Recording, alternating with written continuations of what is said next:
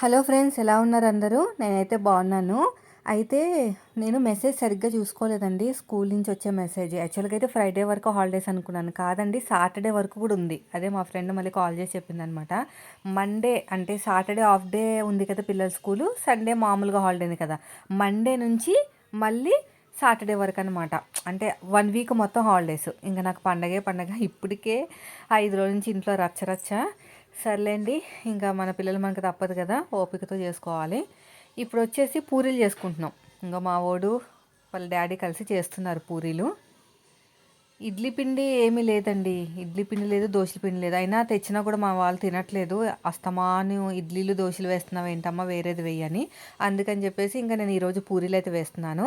అయితే స్టీలు ఉంది కదండి, ఆ స్టీల్లో అంటే కర్రీస్ వరకు అయితే బాగానే ఉందండి. పూరీలు చేసిన ఇంకా వడలు చేసిన కొంచెం ఆయిల్ రిలేటెడ్ అనమాట. ఎక్కువ ఆయిల్ హీట్ అయ్యి చేస్తుంటే మాడిపోతుంది అనమాట. దాన్ని తోమలేకపోతున్నాను.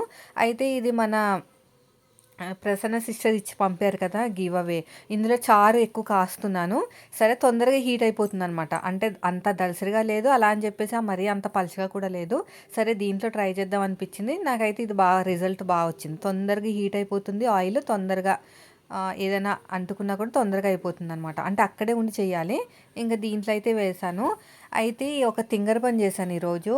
పిల్లలకి ఆకలి అంటున్నారని చెప్పేసి డీమార్ట్ నుంచి తెచ్చిన అదే పాప్కార్న్లు ఉన్నాయి కదా, ఆ పాప్కార్న్లు ఫ్రై చేద్దామని చెప్పేసి స్టీల్ కడాయిలో వేసానండి. అవి ఏమైనాయి అంటే యాక్చువల్గా అవి కంపెనీవి కాదనమాట. డీమార్ట్లో మనకి విడిగా అమ్ముతారు కదా, ఈసారి చూపిస్తాను.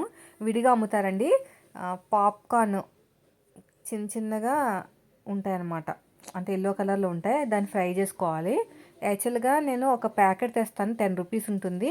బట్టర్తో ఉంటుంది అనమాట. అంటే మనం డైరెక్ట్గా వేసేస్తే అలా వచ్చేస్తాయి అన్నమాట పాప్కార్న్స్. ఇవేంటంటే పచ్చిగా ఉంటాయి చూడడానికి, దాంట్లో ఎలాంటి ఏమీ లిక్విడ్లు కలపరు. అవి సరిగ్గా రాలేదండి, మాడిపోయినాయి. మాడిపోవడం వల్ల నాకు కడాయి కూడా మాడిపోయింది అనమాట. ఎంత తోమినా రావట్లేదు. ఇంకా మెల్లగా పోతుందేమో అనుకుని ఇంకా వదిలేశాను. అదొక తింగర పని చేశాను. ఇలాగ కొంచెం బాగా హీట్ అయ్యి వాడుతుంటే కడాయిలు పాడైపోతున్నాయండి. స్టీల్ బాగా దళసరిగా ఉన్న కడాయిలు అనమాట.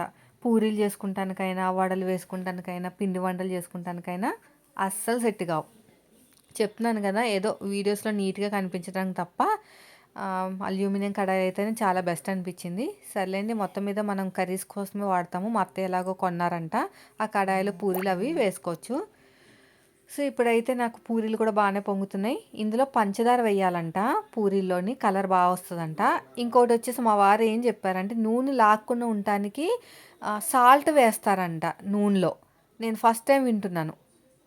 సాల్ట్ వేయాలంట కదా నూనెలో, అప్పుడే మనకి పూరీలు పొంగవంట కదా అని అంటున్నారు. అది నాకు ఇప్పుడు వరకు వినలేదు. మీకేమైనా తెలిసి అయితే చెప్పండి. ఈ పూరీలు అయితే బాగా నూనె లాగేసిందండి పూరీలు. నేను అప్పటికప్పుడు పిండి కలిపి వేశాను, అయినా సరే బాగా లాగేసినాయి. ఇంకా టిష్యూ పేపర్తో తుడిచి ఇంకా తిన్నాం అలాగే. మీకు కూడా ఏమైనా తెలిస్తే టిప్పు చెప్పండి. ఏమో మరి ఈయన అంటున్నారు మనకు సాల్ట్ వేయాలంట నూనెలో, అప్పుడు నూనె అనేది లాగదు అని అంటున్నారు మరి. ఇంకా దీంట్లో చట్నీకి అదే కర్రీ కింద శనగపిండి కర్రీ అయితే చేసేసాను. 10 అయిపోతుందండి టిఫిన్ తినేసరికి. పిల్లలు అంటే ఇంకా లేట్గానే లేస్తున్నాను. నేను కూడా అంత తొందరగా ఏం లెగట్లేదు. ఈయన ఎలాగో 10కి 10:30కి అలా వెళ్తారు కదా. ఇంకా మళ్ళీ మధ్యాహ్నం భోజనానికి కూడా వస్తారు కాబట్టి నేను అంత ఫాస్ట్గా చేయట్లేదు. కనీసం ఒక 4 రోజులైనా కొంచెం కూల్గా చేసుకుందామని. పూరీలు అయిపోయినాయి, టిఫిన్లు తినడం కూడా అయిపోయింది, ఇంకా స్నానాలు చేయడం కూడా అయిపోయింది అనమాట. ఇంకా ఇప్పుడు వచ్చేసి ఇంకొక బ్లౌజ్ కట్ చేసుకున్నాను. ఇప్పుడే కట్ చేశాను, మార్నింగే కట్ చేశాను. ఇంకా దీన్ని మనం గమ్ పెట్టి జాయిన్ చేసుకోవాలి. అయితే ఇక్కడ ఏమైందంటే ఈ కోన్ వాడుతున్నాను కదా, స్టార్టింగ్లో బాగా ఎండిపోయి రావట్లేదనమాట. అయినా బాగుందండి, చాలా బాగుంది. నాకైతే భలే నచ్చింది తెలుసా.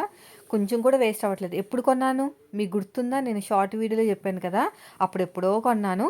ఒక్క కోనే అయ్యింది, ఇంకా ఉన్నాయి కోన్స్. అదే డబ్బాలు అనుకోండి, అబ్బో చాలా వేస్ట్ అయిపోయేదండి. ఒక సిస్టర్ చెప్పారనమాట ఇది. ఒక సిస్టర్ కాదు, చాలామంది చెప్పారు, అక్క మీకు వేస్ట్ అవ్వదు కొనుక్కోండి అక్క అని. నిజంగా ఇంత కూడా వేస్ట్ అవ్వట్లేదండి.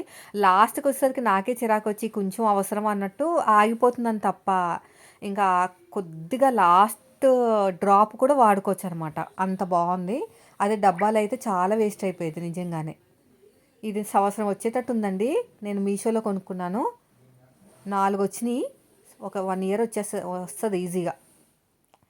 ఇంకా కొద్దిగా ప్రెషర్ అయితే తగ్గింది. ఇంకా నేను ఏదైనా ఒక ఫ్రాకు డిజైన్ చేసి ఇంకా మన బిజినెస్ అంటే నేను బిజినెస్ అని చెప్తున్నాను కానీ యాక్చువల్గా అది బిజినెస్ టైప్ కాదండి. నాకు లాభం వద్దు, ఒక్క రూపాయి కూడా లాభం వద్దు అనమాట. నేను ఎంత ఫ్యాబ్రిక్ పెట్టి డబ్బులు పెట్టి కొంటున్నానో అంతే ఫ్యాబ్రిక్ రేట్ వేస్తాను. నేను ఎంతైతే స్టిచ్చింగ్ తీసుకుంటున్నానో దానికన్నా ఒక 100 రూపాయలు తక్కువే తీసుకుంటాను. నాకు కస్టమర్స్ ఇంపార్టెంట్ అనమాట. నాకు కొంచెం మంచి కస్టమర్స్ అలా ఉండాలి అని నాకు ఆ ఉద్దేశంతో స్టార్ట్ చేస్తున్నాను. మీరు అస్సలు ఎక్స్పెక్ట్ చేయొద్దు, బయట దానికన్నా ఎక్కువ ఉంటుందని ఎక్స్పెక్ట్ చేయొద్దు. నేను తక్కువే తీసుకుంటాను. అసలు ఒక రూపాయి కూడా లాభం తీసుకోనండి. నాకు ఏంటంటే ఈ నాకు ఒక ఈ పిచ్చి అనమాట. స్టిచ్చింగ్ అనేది బాగా ఇంట్రెస్ట్. మంచిగా కట్ వర్క్లు ఉన్నవి మంచి మంచి మోడల్స్ కుట్టాలని ఒక పిచ్చి. నేను వేసుకోవాలి, అందరు బాగా తిరగాలని పిచ్చి కన్నా ఇలా కుట్టి ఇలా చూపించాలనేది బాగా ఇష్టం అనమాట. అందుకు నేను స్టార్ట్ చేస్తున్నాను బిజినెస్ రూపంలో. ఇప్పుడు నాకు బ్లౌజ్ కాదులేండి, బ్లౌజులు అయితే నేను స్టార్ట్ చేయను. చాలా రిస్క్ అనమాట బ్లౌజులు. డ్రెస్సులు మాత్రమే కుట్టి సేల్ చేస్తాను. ఏంటంటే బయట మనకు కావాల్సిన మోడల్ రావాలనుకోండి, బయట కస్టమర్లు రావాలని రూల్ ఏం లేదు కదా మన దగ్గరికి.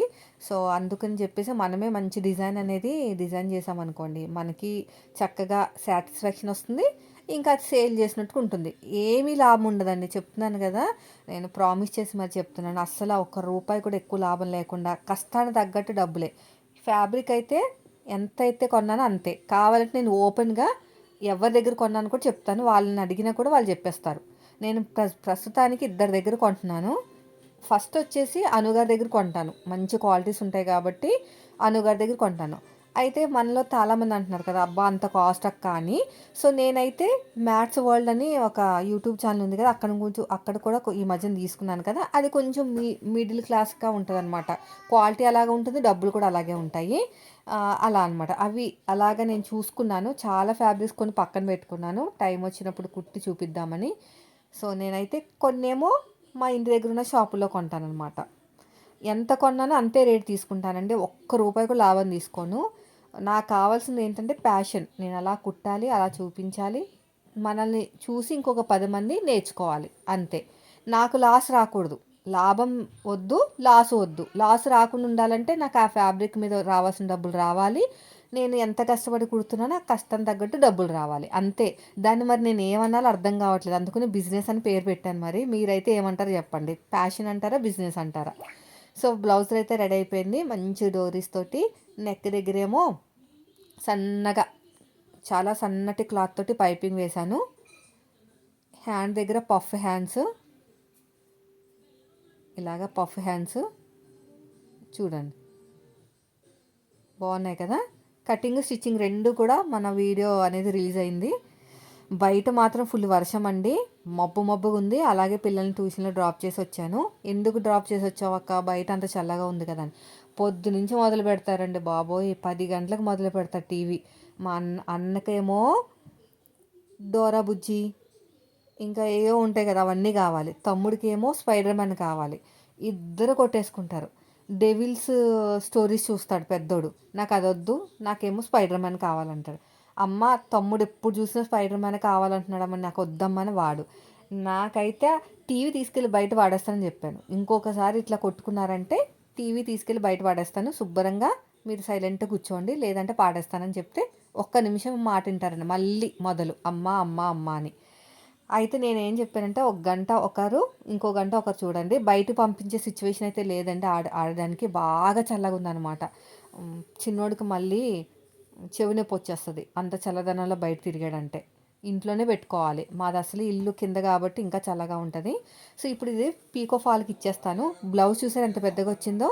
ఎప్పుడైనా సరే మనం తీసుకున్న శారీని బట్టే బ్లౌజ్ పీస్ ఉంటుందండి. కొంచెం కాస్ట్లీ తీసుకున్నాం అనుకోండి, కొంచెం పెద్దగానే వస్తుంది అనమాట. ఎంతసేపు ఆలోచించాను ఇది బ్లౌజ్ కట్ చేయడానికి, ఎందుకంటే మనకు ఆల్రెడీ బాగా స్టార్టింగ్లోనే పెద్దగా అయింది కదా బ్లౌజ్ అనుకుని కట్ చేశాను కదా, అందుకుని ఒక 10 సార్లు ఆలోచించాను. సో పక్కన పెట్టేసి పీకో ఫాల్కి ఇచ్చేస్తాను. చూసారు కదండీ! ఇదండి ఈరోజు వీడియో. నాకైతే ఒక్క రూపాయి కూడా లాభం వద్దండి బాబు. నాకెంతైతే కొంటున్నానో నేను అంతే చెప్తాను. షిప్పింగ్ ఛార్జెస్ ఎంతైతే ఇస్తున్నానో అంతే. అదేవిధంగా లైనింగ్, ఒరిజినల్ క్లాత్ అంతా కూడా అంతే. నాకిదొక పిచ్చి ప్యాషన్. మంచి మంచి మోడల్స్ కుట్టాలి, చూపించాలని. అలా చూపించాలంటే మనం బొటిక్ మెయింటైన్ చేయాలి. ఇప్పుడు నేను బొటిక్ మెయింటైన్ సిచ్యువేషన్‌లో లేదు. నాకున్న సంపాదన చాలు. ఆ తలనొప్పొద్దు. కానీ నేను మంచి మంచి మోడల్స్ కుట్టాలి. కుట్టాలి అంటే ఇదే నాకు ఆప్షన్ అనమాట. నా ప్యాషన్‌ని ఇలాగే డెవలప్ చేసుకోవాలి. దానికొక బిజినెస్ అని పేరు పెట్టాను. బయట రేట్ల కన్నా చాలా చాలా తక్కువ. నాకు తెలిసి సగం ఉంటాయనుకోండి బయట రేట్లతో పోలిస్తే సగం రేట్ ఉంటది. చెప్తున్నాను కదా! నేను రీజనబుల్‌గానే స్టిచ్చింగ్ ఛార్జెస్ తీసుకుంటాను.